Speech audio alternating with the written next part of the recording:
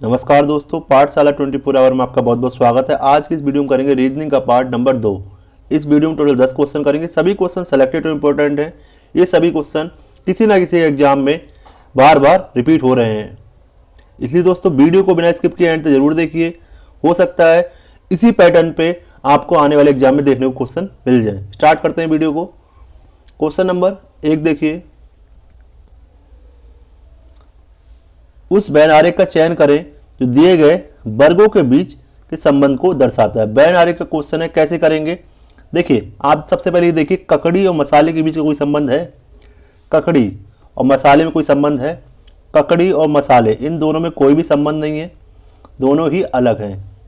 ठीक है, ककड़ी और मसाले दोनों ही अलग हैं। अब देखिए, आप मसाले और भोजन का कोई संबंध है? बिल्कुल, मसाले जो हैं वो भोजन के अंतर्गत आएंगे।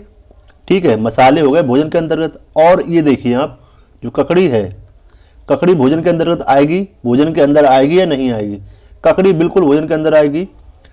ककड़ी भी एक भोजन यानी खाने की चीज़ है। ठीक है, इस तरह से इसका वेन डायग्राम बनेगा। ये बाहर हो जाएगा आपका भोजन और ये है मसाले।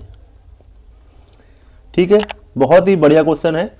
ऑप्शन सी इसमें बिल्कुल सही है। ठीक है, अगला क्वेश्चन देखिए, क्वेश्चन नंबर 2, लुप्त संख्या ज्ञात कीजिए।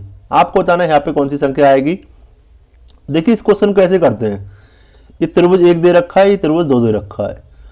दोस्तों, जहाँ पे आपको संख्या प्राप्त करनी है ना, वहीं के लॉजिक से देखिए आप कैसे ला रहे हैं। यहाँ पे अब देखिए, यहाँ पे 64 आ रहा है, 3 और 5 से आ रहा है 64। कैसे आ रहा है? इसी प्रकार यहाँ देखिए, 7 और 2 से 81 कैसे आ रहा है? ये लॉजिक आपको खोजना है। अब देखिए, 3 और 5 से 64 कैसे हो सकता है? 3 और 5 को मैं प्लस करूं तो मुझे मिलेगा 8, और 8 का कर दूंगा स्क्वायर तो कितना मिल जाएगा? 64 मिल जाएगा। इसी प्रकार से यहाँ देखिए, 7 और 2 को प्लस करूं तो कितना मिलेगा? 9। 9 का स्क्वायर कितना होता है? 81 होता है। 81 दे रखा है। अब आपको लॉजिक मिल चुका है, अब आंसर निकाल लीजिए फटाक से अपना। 4 में 13 को जोड़ेंगे कितना मिलेगा? 4 में 13 को जोड़ेंगे तो 17 मिलेगा। 17 का स्क्वायर कितना होता है? 289, 289। ठीक है, ऑप्शन बी इसमें बिल्कुल सही है। समझ आया दोस्तों? इस तरह के क्वेश्चन एग्जाम में बहुत ज़्यादा रिपीट होते हैं। क्वेश्चन नंबर 3 देखिए, नीचे दिए गए विकल्पों में संबंधित संख्या को चुनिए। देखिए, 7% 5 बराबर 7% 5 रेशियो दे रखा है 35, डबल रेशियो 4% 8% 4 बराबर क्वेश्चन मार्क दे रखा है। ठीक है, आपको इसमें करना क्या है? सामान्य भाषा में इस तरह से आप समझिए, 7 और 5 से किसी भी तरह से आपको लाना है 35। परसेंट का मतलब ये नहीं है कि परसेंट निकालनी है। 7 और 5 से आपको 35 लाना है। कैसे ला सकते हैं? 7 की मल्टीप्लाई 5 से करें तो डायरेक्ट 35 आ रहा है। बहुत ही आसान है ये तो।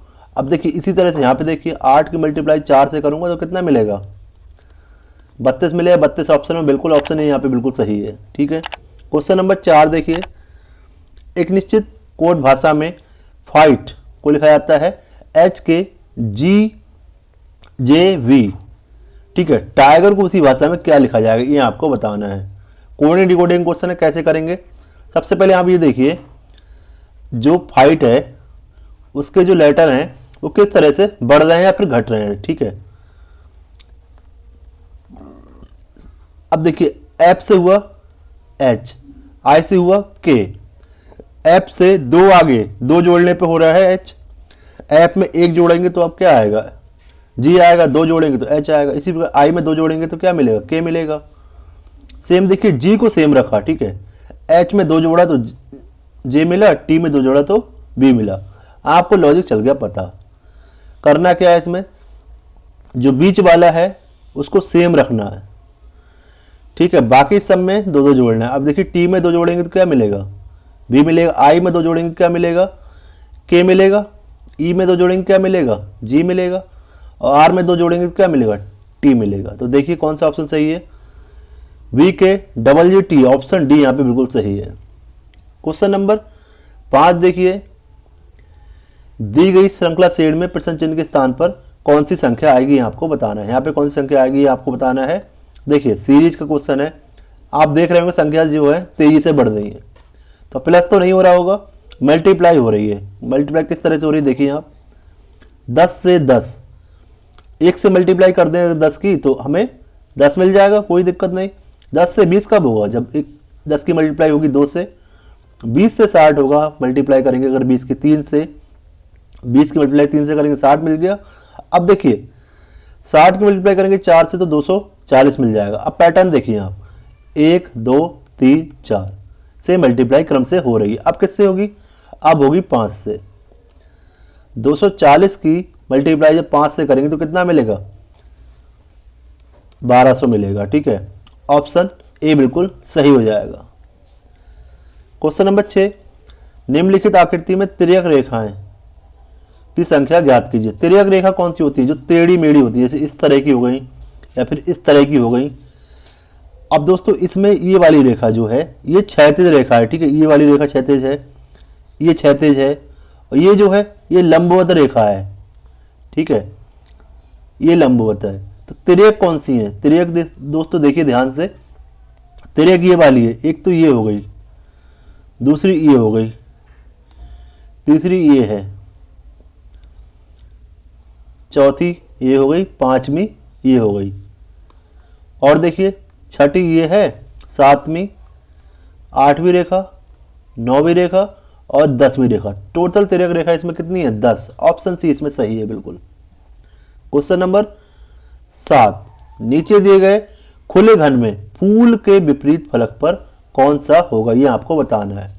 देखिए ये जो पासा है इसको खोल के दिखाया गया है। ठीक है, अब इसको आप अगर बंद करेंगे तो किस तरह से बनेगा, फूल के विपरीत क्या बनेगा, ये आपको बताना है। देखिए एक छोड़ के एक विपरीत होते हैं। देखिए तना के विपरीत पत्ता, ये तो बहुत आराम से मिल गया। अब देखिए जो बीज है, बीज के विपरीत क्या होगा, फल होगा। अब फूल के विपरीत क्या हो जाएगा, फूल के विपरीत हो जाएगी फली। ठीक है, अगर मैं दिमाग में थोड़े इस तरह सोचिए, अगर मैं क्या करूं, इसको फोल्ड करूं तो पत्ता तने के विपरीत आ जाएगा, और जो फूल है, फूल वाला हिस्सा इसके ऊपर बढ़ेगा ना कुछ इस तरह से, और ये इसके विपरीत हो जाएगा फली के। तो इसका आंसर क्या हो गया, ऑप्शन डी सही हो गया।